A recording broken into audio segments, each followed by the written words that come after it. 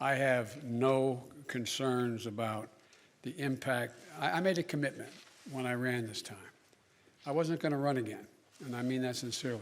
I had no intention of running for president again. And until I saw those folks coming out of the fields in Virginia carrying torches and carrying Nazi banners and literally singing the same vile rhyme that they used in Germany in the early 20s, or 30s, I should say. And then when the gentleman you mentioned was asked what he thought, and a young woman was killed, a protester, and he was asked what he thought, he said, "They're very good people on both sides." And that's when I decided I wasn't going to be quiet any longer. And when I ran this time, and I think the American press, whether they look at me favorably or unfavorably, will acknowledge this, I made a determination. Nothing is worth, no election is worth my not doing exactly what I think is the right thing. Not a joke.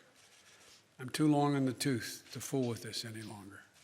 And so we're a long way off in elections, a long way off.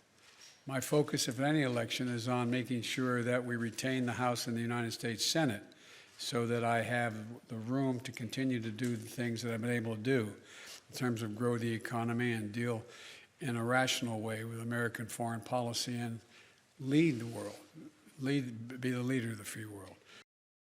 One of the things that I take some solace from is I don't think you'll find any European leader who thinks that I am not up to the job. And I mean that sincerely. It's not like, whoa, it's that.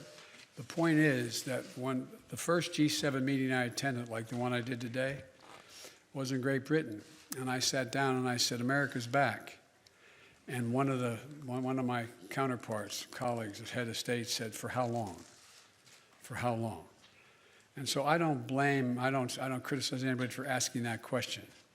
But the next election, I'd be very fortunate if I had that same man running against me.